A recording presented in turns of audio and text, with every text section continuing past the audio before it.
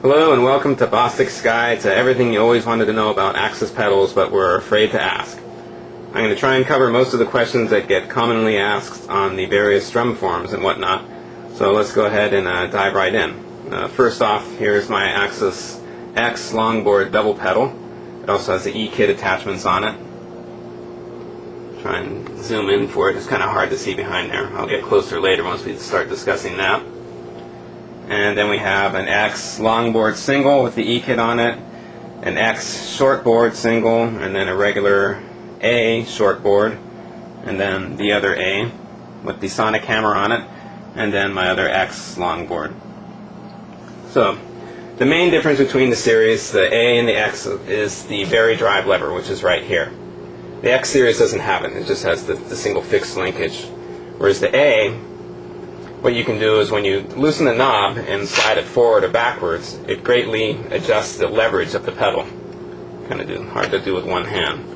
So just by moving this forward or back, you can change the feel of the whole pedal on the Axis A series. Now the A regular series also has, or actually the shortboard series comes with the lighter duty spring, whereas the longboards have the heavier duty spring, which just basically lets you add more tension since the footboard itself is longer. You know, if you have the smaller spring on it, it's going to feel like mush.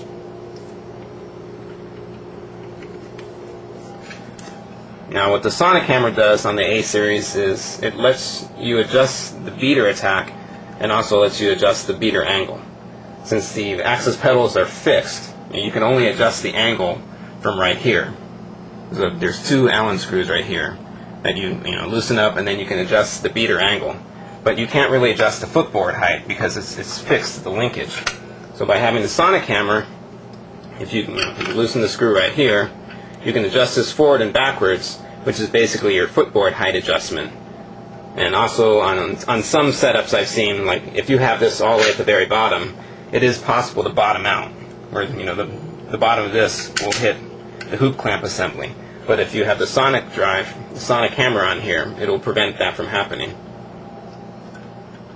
So this is kind of a personal thing. A lot of players like the sonic hammers. I myself, I just prefer the traditional beaters.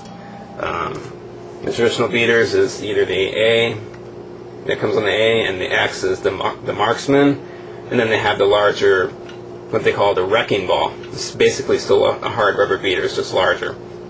And then Dan marks. Thus you can kind of see the size difference. The marksman's kind of small compared to a Pearl or an older style Danmar beater.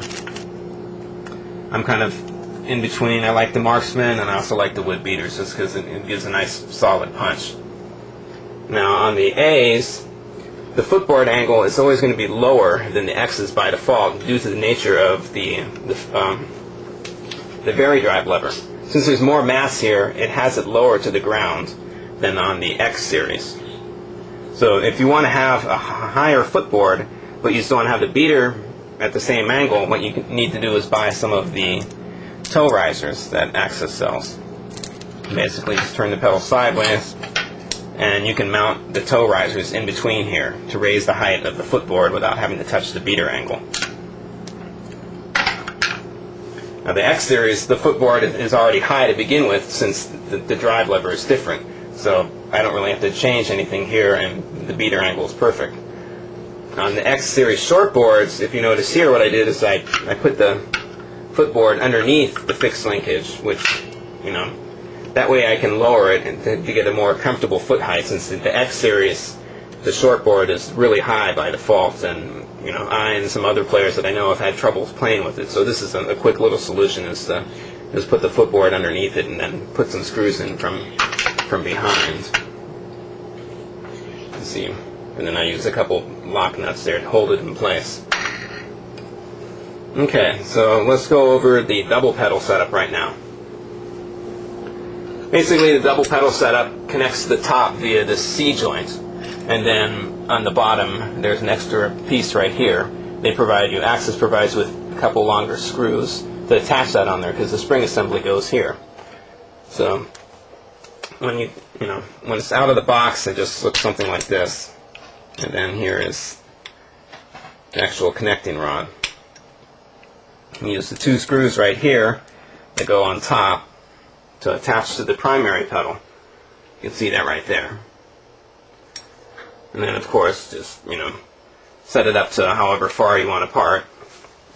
That's set and that's controlled by the 3 bolts right here. You just loosen the Allen wrenches and then pull it farther apart so you get to the desired angle. Now setting the beater angle is a bit tricky because since this is round and not octagon or hexagon shaped on most double pedals, you first have to set the beater angle on this piece right here, which is the same as like I said before. You loosen the 2 screws and then set the angle and tighten it. Then once you place this on, you'll have to adjust the footboard height to how you want it. So I usually just get a ruler and see how big it is here and measure it to where it is right here, and without moving it, tighten up these 3 bolts. Otherwise, since it's round, it's going to slip, and then you'll have a lower footboard on your slave side, which is pretty annoying.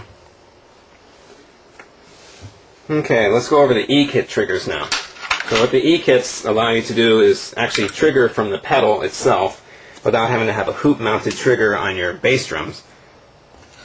It's basically 2 pieces. It's the little detonator and then the actual trigger itself, which is held on by the 2 screws. If you've wondered what those 2 holes are there for, that's for mounting the actual trigger unit. So you have to take off this piece right here, which holds the spring. Loosen the 2 Allen screws, it slips off. Then you place on the little detonator and then tighten it up. You want to make sure there's a space there so nothing is rubbing. And then you place back on the piece that holds the spring assembly. Now, of course, then you have to readjust your beater angle again, which is not the easiest thing to do on the fly, because when you tighten one and you have the angle set, when you tighten the other, all of a sudden this will slip a little bit. So it's just something to keep in mind, that it's changing the beater angle on Axis pedals is not always all that fun to do. So once you have this set up, then you just adjust it so this little detonator hits the trigger when the bass drum mallet hits the bass drum. So you can hear the clicking sound there. And this is a lot more convenient than having hoop mounted triggers, because then you don't have to stuff the bass drums with foam in order for them to not false trigger, because there's no way for this thing to false trigger. They even supply little pieces of rubber that go in between here to help isolate that and keep that from even happening.